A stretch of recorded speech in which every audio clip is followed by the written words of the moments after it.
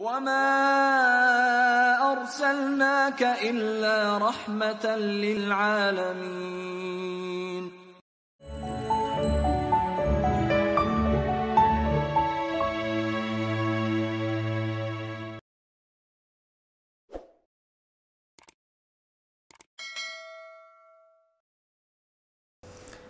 Assalamualaikum warahmatullahi wabarakatuh. Alhamdulillahirabbil alamin. Allazi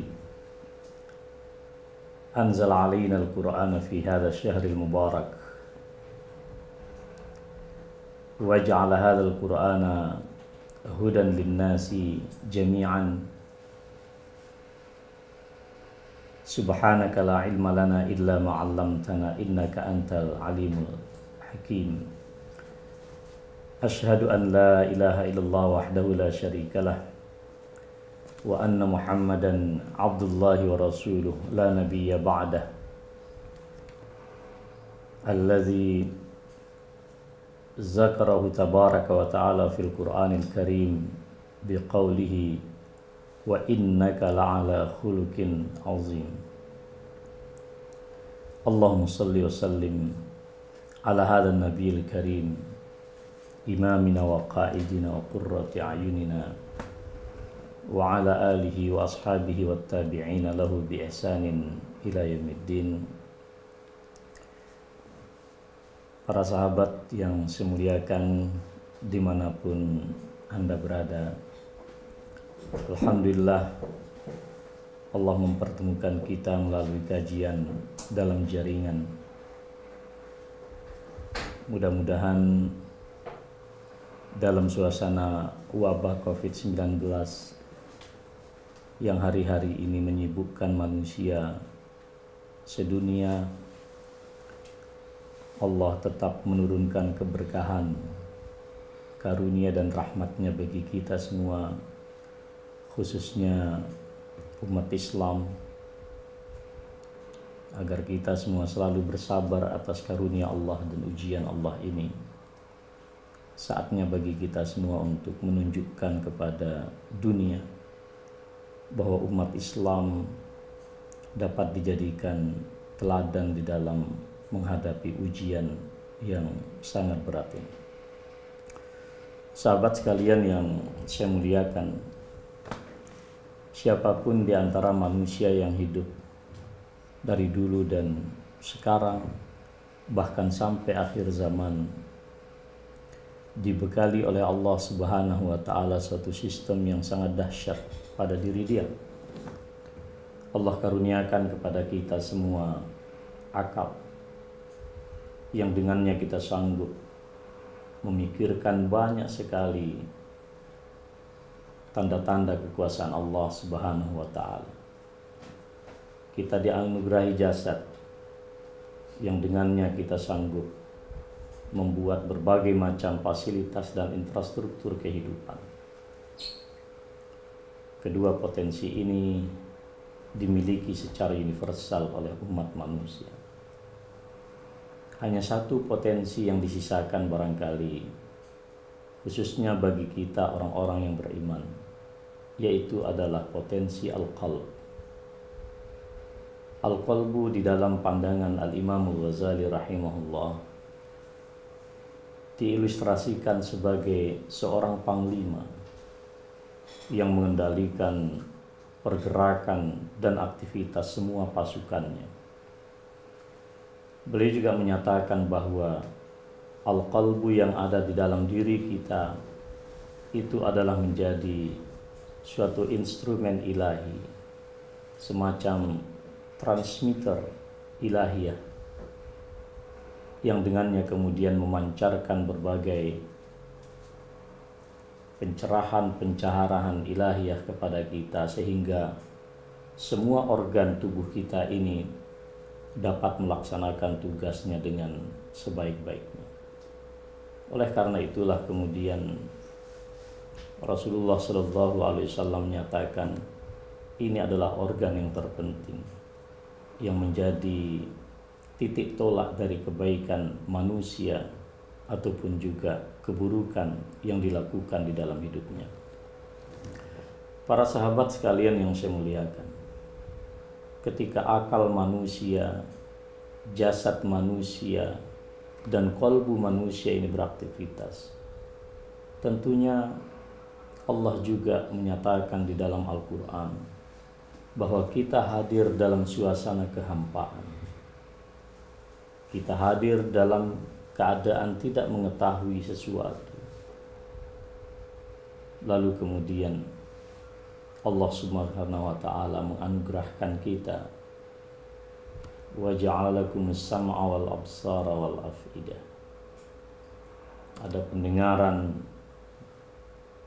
ada organ kita untuk melihat, menatap, mengobservasi. Dan yang terpokok adalah al-fuad yang ada di dalam diri kita. Ketiga organ kita ini berjalan di muka bumi haruslah memiliki suatu prototipe.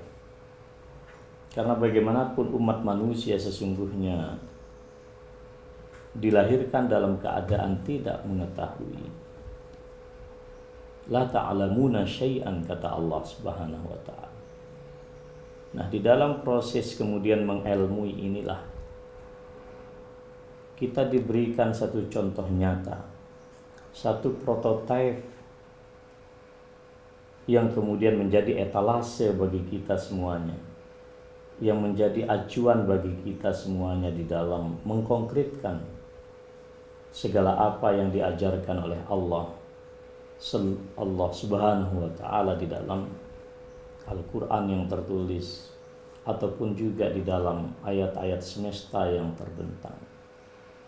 Karena itulah kemudian pribadi yang menjadi prototipe kita ini dinyatakan oleh Allah di dalam Al-Quran. Laqad kana lakum fi rasulillahi uswatun hasanah. Ada keteladanan yang hidup, bukan narasi, bukan wacana, tetapi contoh yang nyata, yang praktis, yang bisa kita imitasi, yang bisa kita tiru, yang bisa kita contoh di dalam kehidupan kita yang nyata itu. Dan baginda Rasulullah SAW pun juga dinyatakan oleh Allah sebagai manusia dan satu-satunya manusia berada di atas akhlak yang begitu agung. Dipuji oleh Allah Subhanahu wa ta'ala, wa innaka la'ala khuluqin azim. Dan sungguh engkau Muhammad sangat berada di atas akhlak yang begitu agung. Sahabat sekalian yang saya muliakan, karena itulah kemudian ketika kita ingin mengimitasi akhlak Rasulullah Sallallahu Alaihi Wasallam, maka selalu saja harus kita asaskan pada keimanan. Karena seringkali manusia modern kemudian timpang di dalam memahami apa yang disebut dengan akhlak. Ketika kita diajarkan oleh guru-guru kita bahwa kata akhlak itu terikat secara sangat kuat antara Khalik sebagai sang pencipta kita Allah Subhanahu wa ta'ala, kemudian makhluk kita sebagai manusia yang diciptakan oleh Allah, dan kemudian khuluq sebagai prinsip dasar kebaikan yang harus kita laksanakan berdasarkan nilai ilahiyah. Dia adalah tiga dimensi yang saling terkait dan tidak boleh lepas satu sama lain. Manusia sebagai makhluk, subjek yang menjalankan akhlak, itu tidak boleh lepas dari Allah Subhanahu wa ta'ala. Kita jalani kehidupan ini dengan akhlak-akhlak yang diajarkan, maka akhlak ini pun tidak boleh terputus transmisinya dari sumber segala kebenaran, yaitu adalah Allah Subhanahu wa ta'ala. Maka perhatikanlah ketika Rasulullah SAW menyatakan dan selalu menghubungkan antara perilaku kebaikan kita dengan asas keimanan kita. Misalnya Rasulullah SAW di dalam hadis yang sangat populer di masyarakat kita, akmalul mu'minina imanan ahsanuhum khuluqan. Jika ada ingin melihat siapa orang-orang beriman yang paling sempurna keimanannya di hadapan Allah Subhanahu wa taala, maka lihatlah mereka adalah orang-orang yang berhasil menunjukkan akhlak yang terbaik. Bahkan Rasulullah SAW juga menyatakan, la yu'minu ahadukum hatta yuhibba li akhihi ma yuhibbu li nafsihi. Tidaklah sempurna iman seorang di antara kalian sehingga dia mencintai bagi saudaranya apa yang dia cintai dan sukai untuk dirinya sendiri. Di sini persoalan-persoalan sosial, akhlak dalam konteks hubungan sesama kita umat manusia haruslah berasaskan apa yang disebut dengan al-iman. Kalau kita sanggup melakukan kebaikan semata tetapi tidak diasaskan pada keimanan, maka tentu itu adalah barangkali kebaikan-kebaikan manusiawi semata yang sering dibahas oleh orang-orang sekular, misalnya kaum humanisme sekular. Tetapi kebaikan yang ada di dalam perilaku seorang muslim haruslah berasaskan iman. Kita sadar betul bahwa kebaikan yang kita lakukan asasnya sangat jelas, yaitu Allah Subhanahu wa taala, dan manifestasinya pun jelas untuk kebaikan manusia dan semesta. Selain itu, saudara sekalian yang saya muliakan, Rasulullah SAW mengajarkan kepada kita bahwa akhlak seorang muslim itu adalah minas thawabit. Akhlak itu adalah sesuatu yang bersifat fundamental. Dia bersifat statis. Akhlak tidak boleh dirubah karena kondisi dan suasana apapun. Kejujuran, keikhlasan, ketulusan memberi, ketulusan bersaudara, ketulusan bersahabat, kedermawanan dan seterusnya adalah hal-hal yang harus dilakukan secara statik. Tidak boleh dilakukan hanya karena situasi dan kondisi tertentu. Ada banyak orang melakukan kebaikan, tetapi dia memiliki orientasi yang lebih dekat daripada kebaikan itu sendiri. Hingga Al-Quran menyatakan kepada kita, wala tamnun tastaksir. Jangan kau memberi sementara engkau mengharapkan kembalian yang lebih besar daripada itu. Poin yang ketiga yang ingin kita sampaikan adalah bahwa di dalam menteladani sifat-sifat kebaikan Rasulullah SAW, para ulama kita mengajarkan at-takhliyatu qabla at-tahliyah. Keteladanan Rasulullah adalah suatu keindahan yang sangat dahsyat. Agar kita bisa mendapatkan keindahan-keindahan itu, tentu segala hal yang kontradiksi dengan keindahan itu harus terutama dibersihkan, dipurifikasi di dalam struktur kepribadian kita. Dan itulah yang dilakukan oleh Rasulullah SAW, yang dijelaskan oleh Allah di dalam Al-Quran, wallazi ba'atsa fil ummiyin rasulan minhum yatlu alaihim ayati wa yuzakkihim wa yu'allimuhumul kitab wal hikmah wa in kanu min qablu lafi dhalalin mubin. Masyarakat Arab yang sudah berada di puncak kerusakan kemanusiaannya waktu itu, yang dikatakan oleh sebagian ulama, puncak kehancuran itu hampir tidak tertandingi di dalam sejarah manusia, minimal sampai batas waktu itu. Tetapi ketika mereka disentuh oleh Rasulullah SAW, yang terjadi adalah suatu perubahan yang sangat dahsyat. Mengapa? Karena mereka bersedia melakukan apa yang disebut dengan at-tazkiyah. Mereka bersedia melakukan pembersihan terhadap segala sesuatu yang bertentangan dengan ajaran Rasulullah SAW. Mereka ingin bertauhid, tetapi kesyirikan harus dibersihkan terlebih dahulu. Mereka ingin menjadi orang-orang yang jujur, maka sikap gemar berdusta harus berani kita tinggalkan. Para sahabat sekalian yang saya muliakan, dalam konteks kehidupan kita secara sosial di masyarakat kita di Indonesia, Al-Quran mengajarkan kita suatu ayat yang sangat tegas di dalam surat Ar-Rahman. Was-samaa'a rafa'aha wa wada'al mizan alla tatghaw fil mizan. Al-Quran bukan saja mengajarkan kita keseimbangan kosmos, keseimbangan semesta, tetapi keseimbangan yang diinginkan oleh Al-Quran adalah keseimbangan dalam konteks yang lebih kecil, dalam konteks alam mikro, yaitu adalah relasi sosial dalam kehidupan umat manusia. Maka ketika alam semesta diperlakukan dengan cara-cara yang tidak beradab, kita eksploitasi alam, kita hancurkan kemanusiaan, maka yang terjadi dan pasti yang terjadi adalah kerusakan di dalam semesta ini.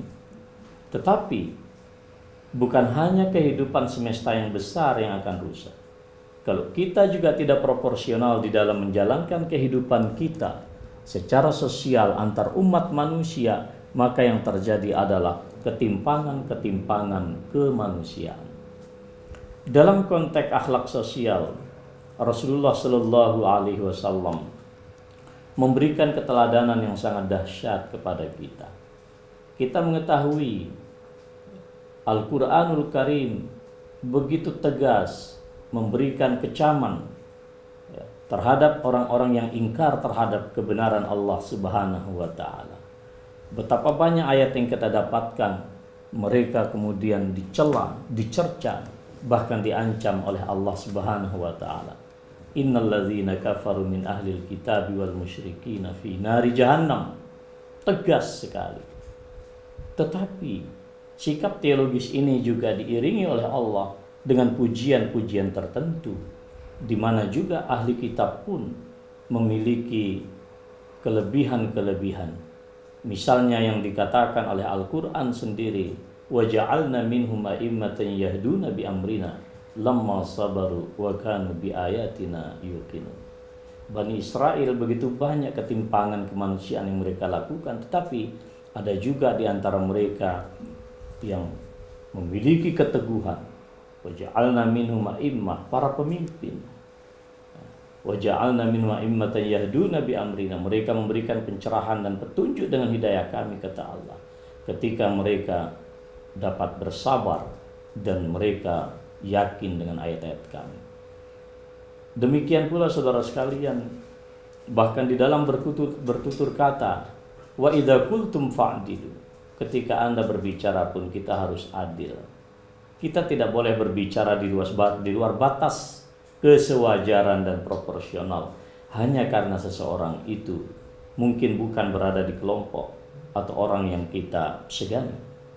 Maka Al-Quran pun juga menyatakan wala yajrimannakum syana'anu qaumin ala alla ta'dilu ya'diluhu aqrabu littaqwa. Jangan sampai keburukan suatu kaum lalu membuat kita melakukan sikap-sikap yang melampaui batas hanya karena keburukan mereka tersebut. Kita harus tetap bersikap adil.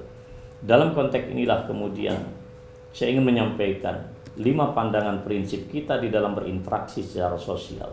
Yang pertama adalah kita harus meyakini apa yang disebut dengan karamatul insan.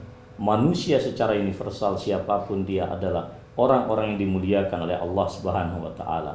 Walaqad karramna bani Adam wa hamalnahum fil barri wal bahri wa razaqnahum minat thayyibat. Allah yang menyatakan sungguh telah kami muliakan anak-anak Adam. Yang kedua adalah al-ikhtilaf qadarun kauniyun, bahwa perbedaan yang terjadi di antara kita adalah sesuatu yang bersifat qadrati, seperti perbedaan siang dan malam. Perbedaan agama, suku, ras, bangsa, dan keyakinan adalah persis seperti perbedaan siang dan malam. Walau sya'allahu laja'alan nasa ummatan wahidah. Kalaulah Allah menghendaki, dia akan jadikan umat manusia ini satu. Tapi para mufassir menyatakan kata lau di dalam ayat itu menunjukkan kemustahilan, karena kesatuan di dalam hidup manusia justru tidak akan melahirkan kebaikan-kebaikan. Yang ketiga adalah yang harus kita pahami, la ikraha fiddin. Di dalam menjalankan amanah dakwah agama ini, kita tidak boleh melakukan apapun yang disebut dengan paksaan. Imam Ibnu Katsir menyatakan, mengapa Islam tidak perlu dipaksakan? Karena kebenaran Islam ini sangat jelas, sangat tegas, terang benderang. Yang kemudian yang ketiga adalah dakwah yang kita bangun jelas metodenya sesuai digariskan oleh Al-Quran. Ud'u ila sabili rabbika bil hikmah wal mau'izatil hasanati wajadilhum billati hiya ahsan. Kita tidak boleh melupakan metode-metode yang terbaik di dalam narasi dakwah kita, bukan narasi-narasi dengan bahasa yang tidak beradab. Kemudian yang terakhir adalah kita harus menegakkan sikap adil kepada umat manusia secara universal, siapapun dia, apapun agamanya.